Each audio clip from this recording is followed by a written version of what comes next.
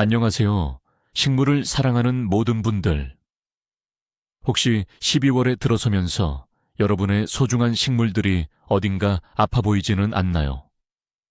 잎의 끝이 바삭하게 마르거나 힘없이 축 늘어져 있다면 그건 바로 식물이 여러분에게 보내는 긴급 구조 신호입니다. 많은 분들이 겨울이 되면 식물 관리가 더 어려워진다고 말씀하시죠. 하지만 걱정 마세요. 오늘 이 영상에서 바로 그 문제, 즉 건조한 남방 공기와 짧은 햇빛으로부터 우리 식물들을 구해낼 비장의 무기를 공개할 테니까요. 단 한 번의 처방으로 식물들이 활기를 되찾게 만드는 놀라운 방법을 알려드릴 테니 채널 고정해주세요. 여러분의 식물이 곧 감사 인사를 전하게 될 겁니다. 본격적인 해결책을 알아보기 전에 왜 유독 12월이 우리 실내 식물들에게 힘든 시기인지 먼저 이해해야 합니다. 대부분의 실내 식물들은 원래 따뜻하고 습한 열대나 아열대 기후 출신입니다. 1년 내내 충분한 햇빛과 높은 습도 속에서 살아가는 친구들이죠. 그런데 겨울이 되면 어떤 환경에 놓이나요? 우리는 추위를 피하기 위해 난방을 시작합니다. 이 난방 기구들은 실내 공기를 아주 건조하게 만들죠. 식물들의 고향과는 정반대의 사막 같은 환경이 되는 겁니다. 게다가 해는 점점 짧아져서 광합성에 필요한 절대적인 빛의 양이 부족해집니다. 즉, 식물들은 고향과 완전히 다른 건조하고 어두운 극한의 환경에서 버텨내야 하는 이중고를 겪게 되는 것이죠. 이것이 바로 겨울철 식물 문제의 근본적인 원인입니다. 겨울철 식물 관리의 가장 큰 적은 바로 중앙난방 시스템입니다. 우리가 따뜻함을 느끼기 위해 켜는 라디에이터나 온풍기는 실내 공기의 수분을 무자비하게 빼앗아 갑니다. 사람도 겨울철에 피부가 건조해지고 목이 칼칼해지는 것을 느끼는데 식물은 온몸으로 이 건조함을 견뎌내야 합니다. 식물의 잎은 미세한 구멍인 기공을 통해 호흡하고 수분을 증발시키며 체온을 조절합니다. 그런데 주변 공기가 너무 건조하면 잎에서 빠져나가는 수분의 양이 뿌리가 흡수하는 양보다 훨씬 많아지게 됩니다. 이는 마치 밑 빠진 독에 물을 붓는 것과 같은 상황이죠. 식물은 수분 손실을 최소화하기 위해 스스로 기공을 닫아버리지만 이는 광합성과 호흡을 방해하여 결국 성장 저하로 이어집니다. 특히 잎이 얇고 넓은 칼라데아나 고사리류 같은 식물들은 건조한 공기에 매우 취약해서 잎 끝이 갈색으로 타들어가는 현상이 가장 먼저 나타납니다. 이 문제는 단순히 물을 더 주는 것으로 해결되지 않으며 오히려 뿌리를 썩게 만드는 원인이 될 수 있습니다. 따라서 겨울철 식물 관리의 첫걸음은 건조한 난방이 식물에게 어떤 영향을 미치는지 정확히 이해하는 것에서부터 시작해야 합니다. 그렇다면 우리 식물이 건조함 때문에 고통받고 있다는 신호를 어떻게 알아챌 수 있을까요? 식물은 말을 할 수 없지만 온몸으로 자신의 상태를 표현합니다. 가장 먼저 눈에 띄는 신호는 잎의 변화입니다. 잎이 가장자리가 노랗거나 갈색으로 변하면서 바삭바삭하게 마르기 시작한다면 이것은 공중 습도가 부족하다는 강력한 증거입니다. 마치 우리 손톱 주변에 거스러미가 생기는 것과 비슷하죠. 또한 충분히 물을 줬음에도 불구하고 잎이 시들거나 아래로 축 처지는 현상도 나타날 수 있습니다. 이는 뿌리가 물을 흡수하는 속도보다 잎이 수분을 빼앗기는 속도가 더 빠르기 때문입니다. 어떤 식물들은 잎을 스스로 떨어뜨리기도 합니다. 수분을 증발시키는 면적을 줄여 살아남기 위한 식물의 처절한 생존 전략인 셈이죠. 새롭게 나오는 잎의 크기가 눈에 띄게 작아지거나 잎이 기형적으로 나오는 경우도 수분 스트레스의 신호일 수 있습니다. 이러한 신호들을 조기에 발견하고 대처하는 것이 중요합니다. 단순히 흙이 말랐는지 확인하는 것을 넘어 잎의 상태를 매일 세심하게 관찰하는 습관을 들인다면 식물의 비명을 놓치지 않을 수 있습니다. 많은 분들이 식물이 시들시들해 보이면 가장 먼저 물을 더 줘야 한다고 생각합니다. 하지만 겨울철에 이런 행동은 식물을 살리는 것이 아니라 오히려 죽음으로 몰아넣는 가장 흔한 실수가 될 수 있습니다. 겨울은 식물의 성장기인 봄이나 여름과 다릅니다. 햇빛의 양이 줄어들고 기온이 낮아지면서 대부분의 식물들은 성장을 멈추거나 매우 느리게 하는 휴명기에 들어갑니다. 성장이 둔화되었다는 것은 광합성 활동이 줄어들고 따라서 물을 필요로 하는 양도 현저히 감소했다는 의미입니다. 이런 상태에서 여름처럼 물을 흠뻑 주게 되면 어떻게 될까요? 흙 속에 사용되지 않은 물이 계속 고여있게 되고 이는 뿌리가 숨을 쉴 수 없는 환경을 만듭니다. 결국 뿌리는 서서히 썩어 문드러지기 시작하죠. 뿌리가 손상되면 물과 영양분을 제대로 흡수할 수 없게 되어 아이러니하게도 흙은 축축한데 식물은 물 부족 증상처럼 시들어가는 과습 현상이 나타납니다. 많은 초보 식집사들이 식물이 시들어서 물을 줬는데 상태가 더 나빠지는 악순환을 경험하는 이유가 바로 이것입니다. 따라서 겨울철 물주기의 핵심은 더 많이가 아니라 더 똑똑하게 주는 것입니다. 흙의 상태를 정확히 파악하고 식물이 정말로 물을 필요로 할 때 필요한 만큼만 공급하는 지혜가 필요합니다. 그렇다면 겨울철에 어떻게 물을 주는 것이 똑똑하게 주는 방법일까요? 가장 기본적이고 확실한 방법은 바로 손가락 테스트입니다. 이름은 단순하지만 이 방법만큼 흙 속의 습도를 정확하게 알려주는 것은 없습니다. 방법은 간단합니다. 검지손가락을 화분 흙의 두 번째 마디, 약 5cm 깊이까지 찔러 넣어보는 것입니다. 손가락을 뺐을 때 흙이 전혀 묻어나오지 않고 건조하게 느껴진다면 그때가 바로 물을 줄 시간입니다. 만약 흙이 손가락에 축축하게 달라붙거나 시원한 습기가 느껴진다면 아직 물을 줄 때가 아니라는 신호이니 며칠 더 기다려야 합니다. 이 방법은 화분의 종류에 따라서도 미묘한 차이를 두어야 합니다. 예를 들어 통기성이 좋은 토분은 플라스틱 화분보다 흙이 훨씬 빨리 마르므로 더 자주 확인해야 합니다. 또한 화분 크기에 따라서도 흙이 마르는 속도가 다릅니다. 작은 화분은 큰 화분보다 흙의 양이 적어 더 빨리 건조해지죠. 나무젓가락을 활용하는 방법도 있습니다. 흙 깊숙이 찔러 넣었다가 몇 분 뒤에 빼서 젓가락이 젖어 있는지 확인하는 방식입니다. 이처럼 눈으로만 흙 표면을 보고 판단하는 것이 아니라 반드시 흙 속의 상태를 직접 확인하는 습관을 들이는 것이 겨울철 과습을 막는 가장 중요한 첫걸음입니다. 겨울철 물주기를 한 단계 더 업그레이드하고 싶다면 저면 관수 방법을 강력하게 추천합니다. 저면 관수는 화분 위에서 물을 붓는 일반적인 방식과 달리 화분 받침이나 더 큰 용기에 물을 채우고 화분을 담가 흙이 아래에서부터 물을 서서히 빨아올리게 하는 방법입니다. 이 방법은 겨울철에 특히 여러 가지 장점을 가집니다.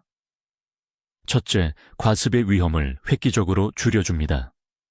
식물이 필요한 만큼의 물만 스스로 흡수하기 때문에 우리가 실수로 너무 많은 물을 부어서 뿌리가 썩는 것을 방지할 수 있습니다. 둘째, 화분 흙 전체에 물이 골고루 스며듭니다. 위에서 물을 주다 보면 물길이 생겨 흙의 일부는 젖지 않고 그냥 흘러내리는 경우가 많은데 저면 관수는 이런 문제를 해결해 줍니다.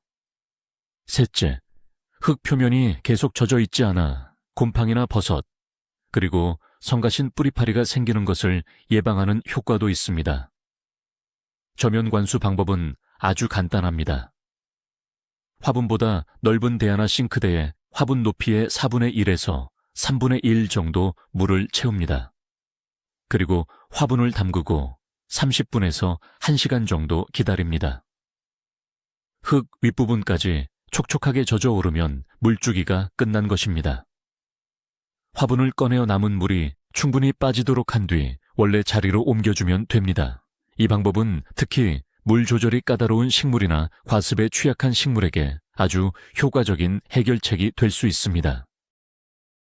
건조한 공기 문제를 해결하기 위한 가장 확실하고 효과적인 방법은 바로 가습기를 사용하는 것입니다.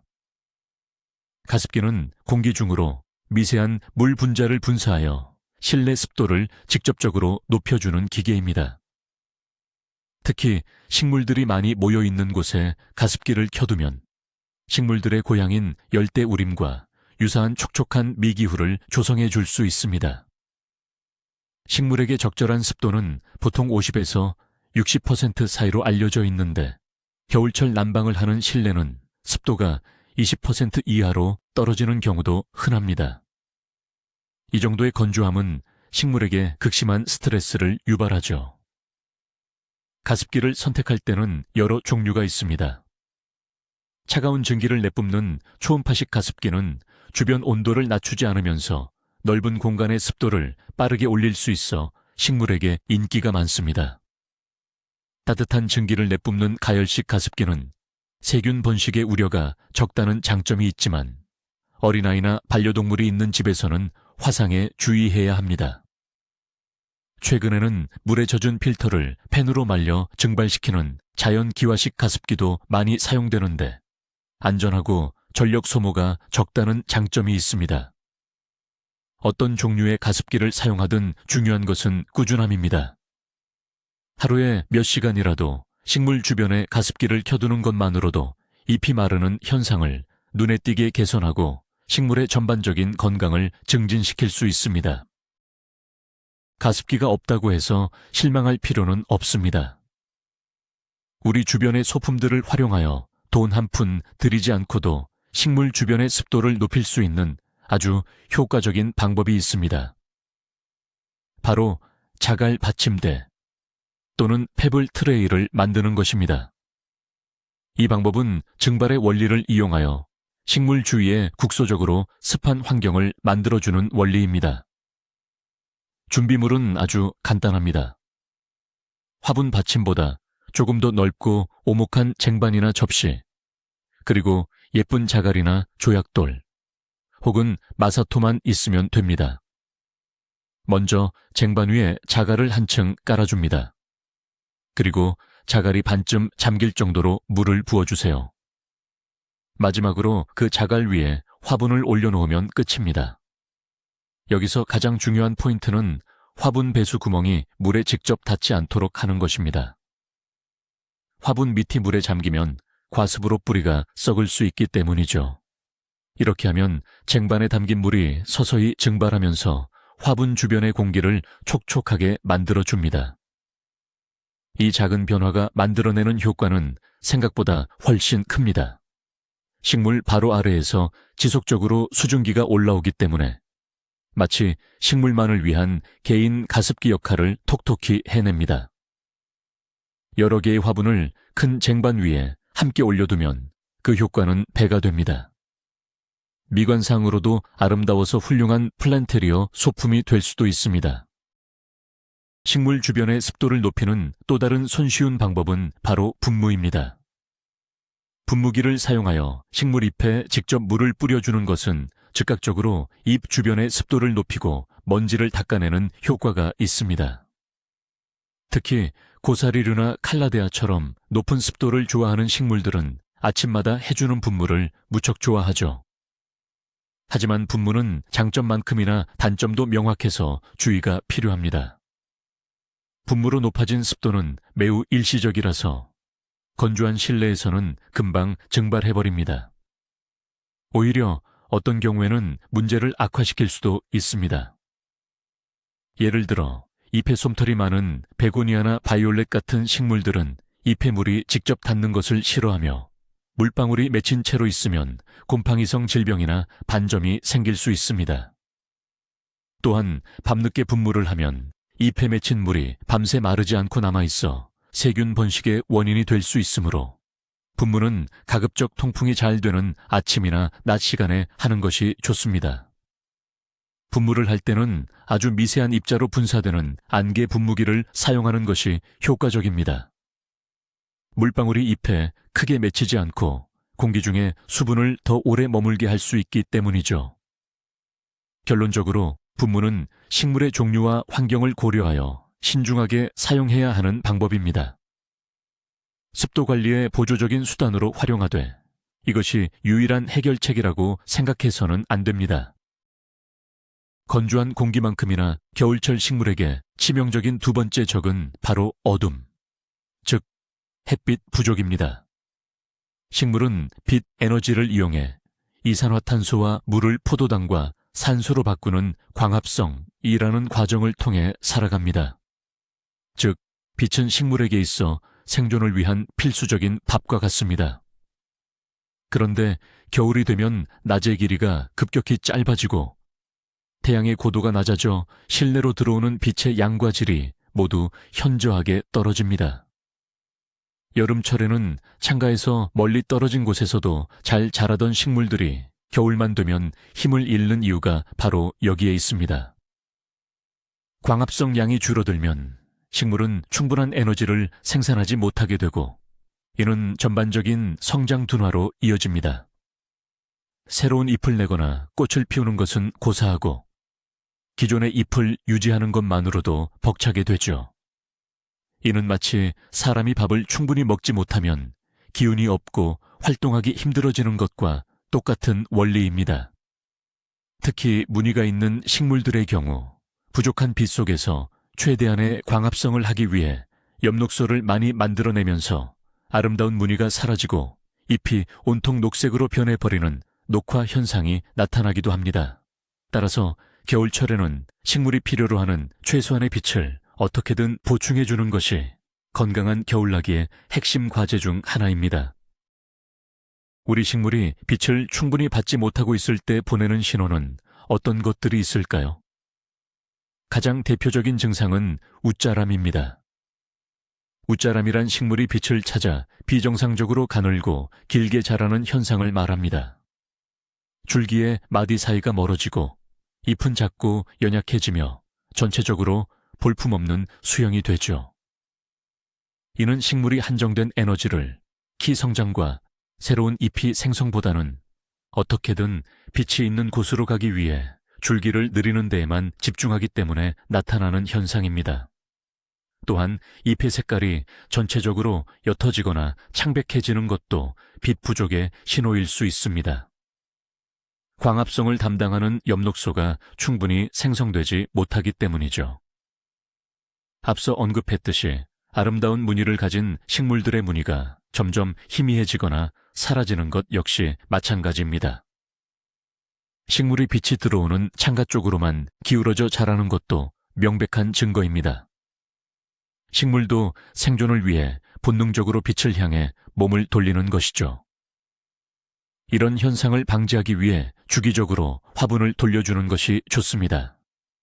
만약 꽃을 피우는 식물이 겨울에 꽃을 피우지 않거나 꽃봉고리가 생겼다가 그냥 떨어져 버린다면 이 또한 빛이 부족하여 꽃을 피울 에너지가 없다는 신호로 해석할 수 있습니다. 이런 신호들을 발견했다면 식물의 위치를 조정해 주거나 인공적인 빛을 보충해 줄 필요가 있습니다. 부족한 겨울 햇빛을 보충해 주는 가장 간단하고 효과적인 방법은 바로 식물의 위치를 전략적으로 재배치하는 것입니다. 여름 내내 집 안 깊숙한 곳이나 북향 창가에 두었던 식물이라도 겨울에는 가능한 한 가장 밝은 곳으로 이사를 시켜주는 것이 좋습니다. 집에서 가장 빛이 잘 드는 곳은 단연 남향 창가입니다. 겨울철의 낮은 햇빛은 여름처럼 강렬하지 않기 때문에 웬만한 식물들은 직사광선에 잎이 탈 걱정 없이 남향 창가에서 지낼 수 있습니다. 만약 남향 창이 없다면 동향이나 서향 창가도 좋은 대안이 될 수 있습니다. 동향 창은 오전에 부드러운 빛을, 서향 창은 오후에 비교적 강한 빛을 제공합니다. 여러분의 집이 어느 방향으로 창이 나 있는지 파악하고 각 식물의 광 요구도에 맞춰 최적의 장소를 찾아주는 것이 중요합니다. 예를 들어 빛을 많이 필요로 하는 다육식물이나 허브류는 최우선으로 남향 창가에 배치하고 비교적 적은 빛에서도 잘 견디는 산세베리아나 스킨답서스는 그보다 조금 안쪽에 배치하는 식으로 빛 지도를 그려보는 것이죠. 또한 창문을 깨끗하게 닦아주는 것만으로도 실내로 들어오는 빛의 양을 10% 이상 늘릴 수 있다는 사실을 잊지 마세요. 커튼이나 블라인드도 낮 동안에는 활짝 열어두어 한 줌의 햇살이라도 더 들어올 수 있도록 해주어야 합니다. 만약 집의 구조상 충분한 자연광을 확보하기 어렵다면 식물 성장 조명, 즉 그로잉 라이트의 힘을 빌리는 것을 적극적으로 고려해 봐야 합니다. 많은 분들이 식물 조명이라고 하면 전문적인 온실에서나 사용하는 비싸고 복잡한 장비라고 생각하는 경향이 있습니다. 하지만 이것은 큰 오해입니다. 최근에는 일반 가정에서도 쉽게 사용할 수 있도록 디자인된 저렴하고 설치가 간편한 다양한 형태의 식물 조명이 많이 출시되고 있습니다. 전구 형태, 막대바 형태, 클립형, 스탠드형 등 공간과 필요에 맞게 선택의 폭이 매우 넓습니다. 식물 조명은 단순히 어두운 곳을 밝히는 일반 조명과는 다릅니다. 식물의 광합성에 필요한 특정 파장의 빛, 주로 빨간색과 파란색 빛을 집중적으로 방출하도록 설계되었죠. 이 인공의 태양은 식물에게 자연광과 거의 동일한 효과를 제공하여 겨울철에도 식물이 건강하게 성장하고 심지어 꽃을 피우거나 열매를 맺게 할 수도 있습니다. 빛이 거의 들지 않는 지하실이나 북향방에서도 식물을 키울 수 있게 해주는 마법 같은 도구인 셈이죠. 식물 조명에 대한 막연한 부담감을 버리고 우리 식물을 위한 작은 투자를 시작한다면 겨울철 가드닝의 수준을 한 단계 끌어올릴 수 있을 겁니다. 식물 조명을 구매하기로 마음먹었다면 어떤 제품을 골라야 할지 막막할 수 있습니다. 수많은 제품들 사이에서 현명한 선택을 하기 위해 몇 가지 핵심 용어를 알아두면 좋습니다. 첫 번째는 풀 스펙트럼입니다. 식물은 성장의 각 단계마다 다른 파장의 빛을 필요로 하는데 풀 스펙트럼 조명은 자연 태양광과 유사하게 식물 성장에 필요한 모든 빛 파장을 골고루 제공합니다. 특정 색의 빛만 나오는 조명보다 식물의 전반적인 건강에 훨씬 이롭기 때문에 초보자라면 풀 스펙트럼 제품을 선택하는 것이 가장 안전합니다. 두 번째는 색온도 켈빈 K입니다. 색온도는 빛의 색깔을 나타내며 낮을수록 붉은빛, 높을수록 푸른빛을 띱니다. 일반적으로 잎의 성장을 촉진하는 데는 푸른빛이 많은 5000에서 6500 켈빈의 조명이, 개화나 열매를 맺는 데는 붉은빛이 많은 2700에서 3000 켈빈의 조명이 효과적이라고 알려져 있습니다.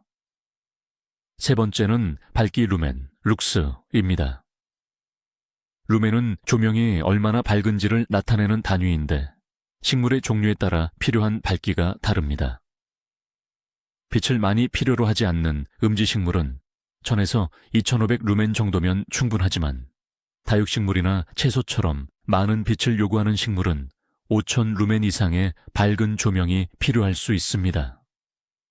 이 세 가지 요소를 고려하여 여러분의 식물과 환경에 가장 적합한 조명을 선택한다면 실패 확률을 크게 줄일 수 있습니다.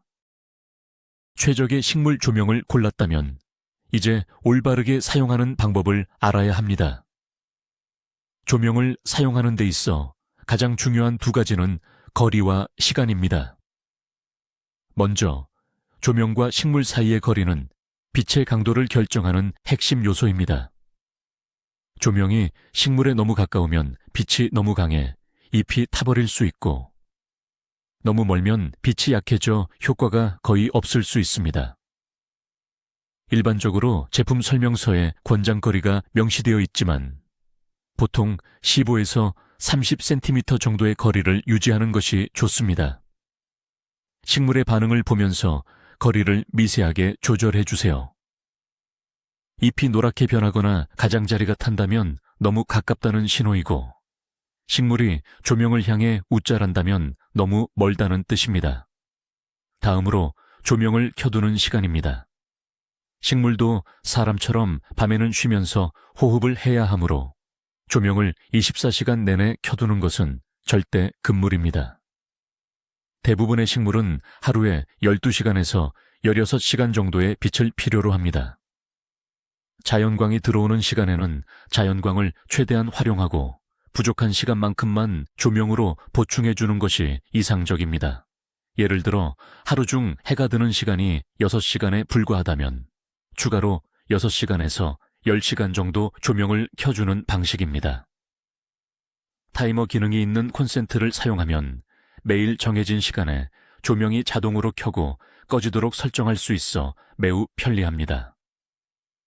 이렇게 규칙적인 광주기를 만들어주면 식물이 안정적으로 성장하는 데 큰 도움이 됩니다. 이제 물과 빛 문제에 대해 충분히 알아보았으니 드디어 이 영상의 하이라이트, 12월에 식물에게 급하게 줘야 할 이것에 대해 이야기할 시간입니다. 많은 가드닝 정보들을 보면 겨울철에는 절대 비료를 주지 말라는 말을 흔히 볼 수 있습니다. 이는 어느 정도 맞는 말입니다. 앞서 말했듯이 겨울은 대부분의 식물이 휴명에 들어가는 시기이기 때문에 성장이 활발한 여름처럼 강한 비료를 주면 오히려 사용되지 않은 양분이 흙에 축적되어 뿌리를 손상시킬 수 있기 때문입니다. 하지만 절대라는 말은 정답이 아닐 수 있습니다. 휴명이라고 해서 식물의 모든 생명 활동이 완벽하게 멈추는 것은 아닙니다. 최소한의 생명을 유지하기 위한 대사 활동은 계속되고 있죠. 특히나 따뜻한 실내 환경에서는 식물이 완전한 휴면에 들어가지 않고 느리게나마 성장을 계속하는 경우도 많습니다. 이런 상황에서 몇 달 동안 아무런 영양 공급을 받지 못하면 식물은 기존에 잎이나 줄기에 저장해 두었던 양분을 모두 소모하게 되어 쇠약해지고 병충해에 취약해질 수 있습니다. 따라서 겨울철 비료의 핵심은 중단이 아니라 조절입니다. 강력한 성장 촉진용 비료 대신 식물의 면역력을 높이고 최소한의 생명 유지를 도와줄 수 있는 아주 순하고 부드러운 영양제를 소량 공급해 주는 것이 필요합니다. 그렇다면 겨울철에는 어떤 종류의 영양제를 주어야 할까요?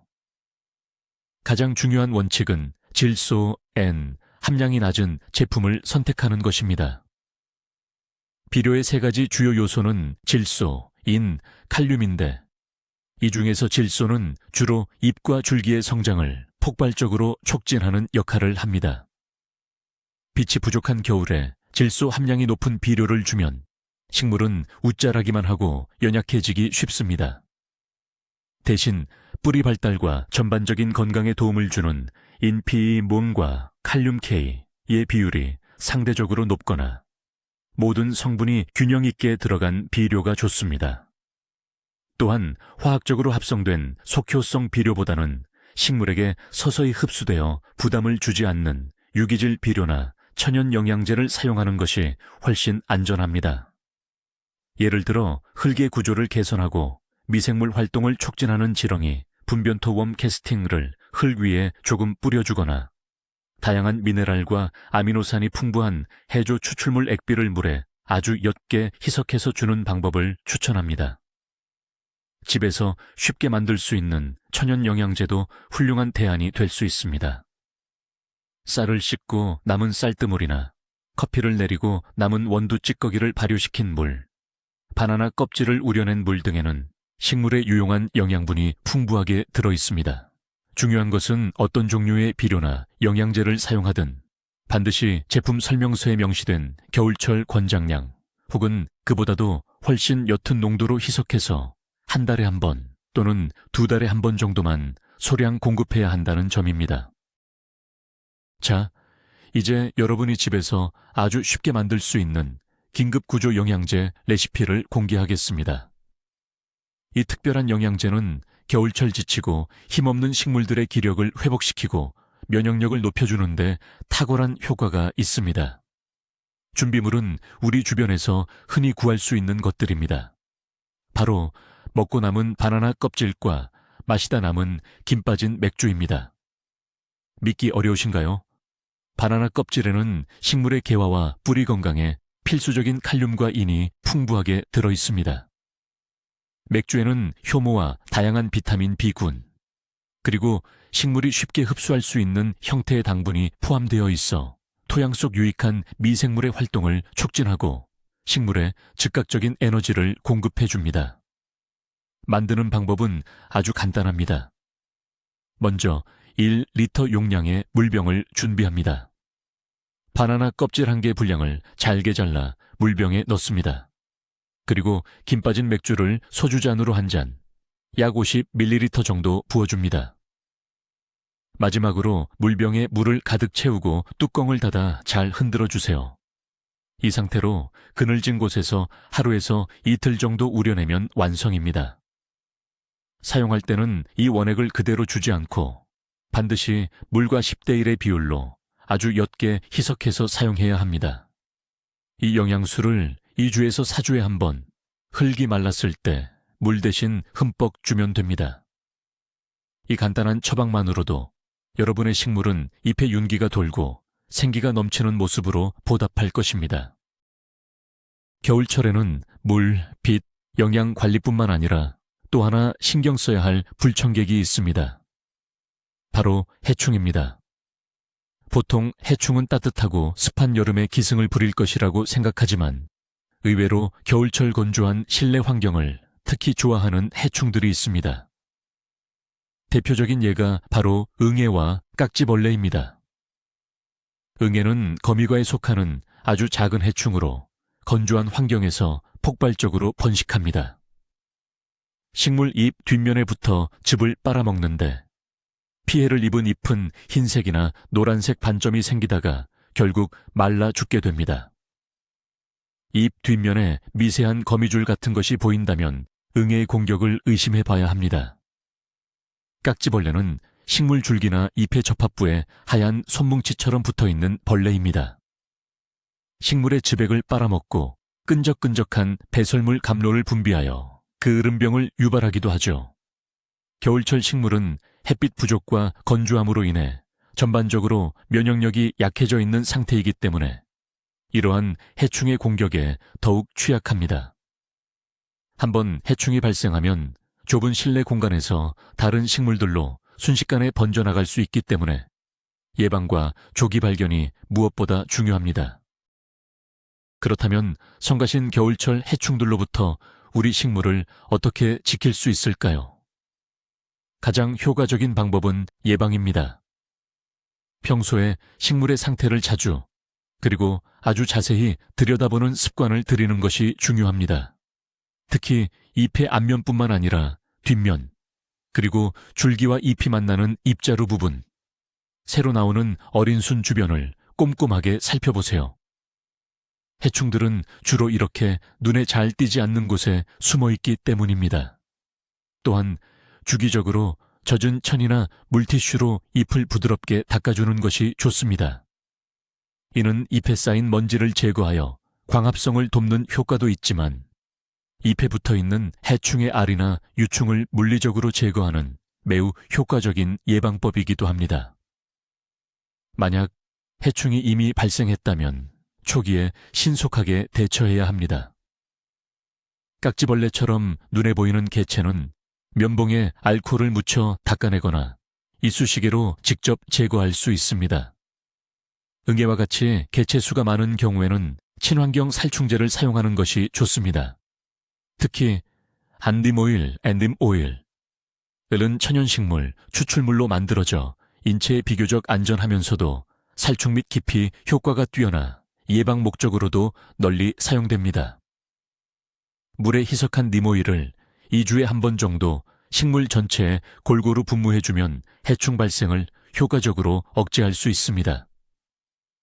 중요한 것은 항상 통풍이 잘 되는 곳에서 방제 작업을 하고 다른 식물들과 격리하여 추가 확산을 막는 것입니다. 마지막으로 겨울철 식물 관리를 위한 아주 간단하면서도 효과적인 팁은 바로 식물들을 함께 모아두는 것입니다. 뿔뿔이 흩어져 있는 화분들을 한 곳에 모아 식물 군락을 만들어주면 여러 가지 긍정적인 효과를 얻을 수 있습니다. 가장 큰 장점은 바로 자연적으로 습도를 높일 수 있다는 점입니다. 각각의 식물들은 잎을 통해 끊임없이 수분을 증발시키는 증산작용을 합니다. 여러 식물이 한데 모여 있으면 이 증산작용을 통해 방출된 수증기가 서로에게 영향을 주어 주변의 국소적인 습도를 높여주는 효과가 있습니다. 마치 여러 사람이 모여 있으면 온기가 느껴지는 것과 같은 원리죠. 이는 가습기 없이도 건조한 실내 환경을 개선하는 데 큰 도움이 됩니다. 또한 식물들을 모아두면 관리하기가 훨씬 수월해집니다.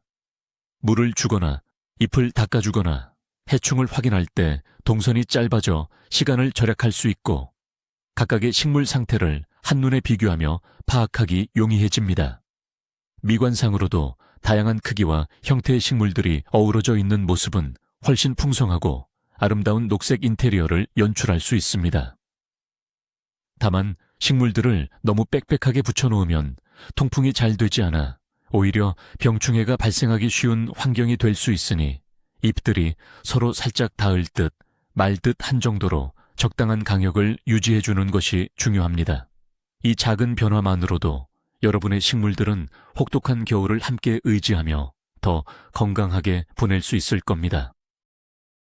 자, 오늘 우리는 혹독한 12월로부터 우리 반려식물들을 지켜내기 위한 거의 모든 것을 알아보았습니다.